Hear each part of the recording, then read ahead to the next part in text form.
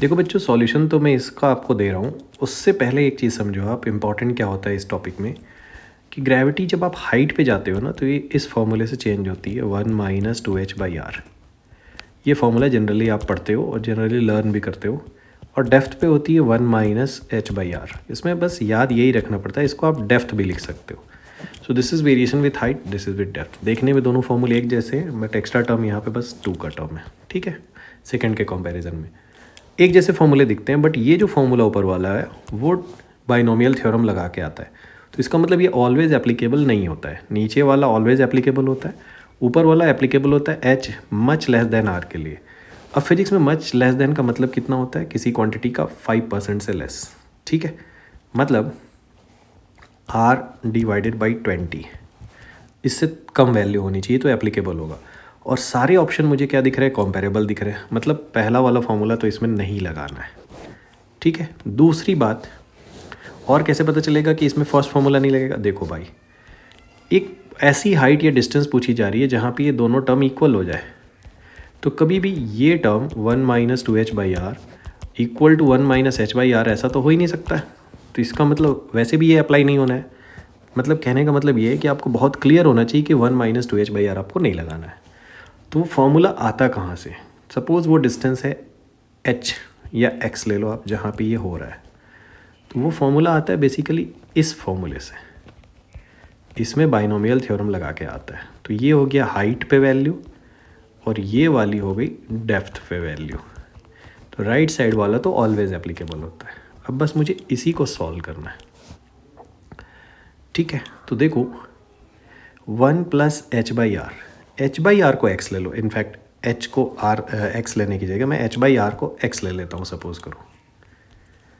Let the h/r is x। तो यहाँ formula क्या है, 1/1 + x का square whole square basically is equal 1 - x, ठीक है। अब इसको मैं एक्सपैंड कर देता हूँ, 1 + x का होल स्क्वायर इंटू 1 - x की वैल्यू मुझे 1 चाहिए। तो इसका प्रोडक्ट क्या होगा, या इसको ओपन करोगे तो a² + b² + 2ab। इसको मुझे मल्टीप्लाई करना है 1 - x से, और ये वैल्यू होनी चाहिए 1, ठीक है।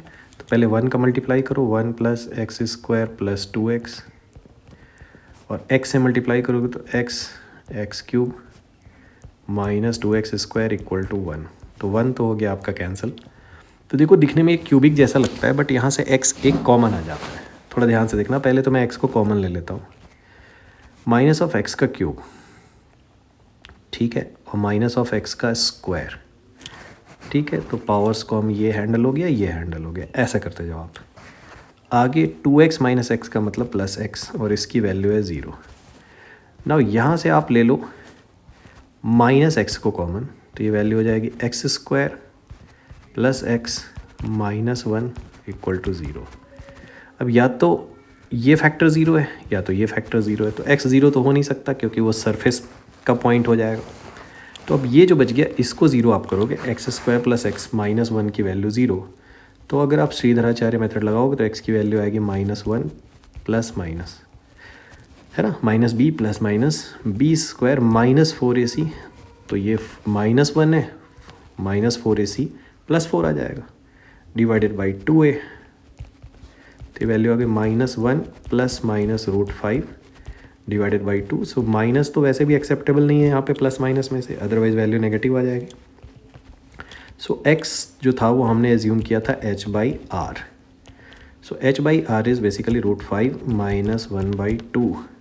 सो h की वैल्यू हो जाएगी √5 - 1/2 into r, and that is your answer. So ये ऑप्शन है आपका 4th ऑप्शन।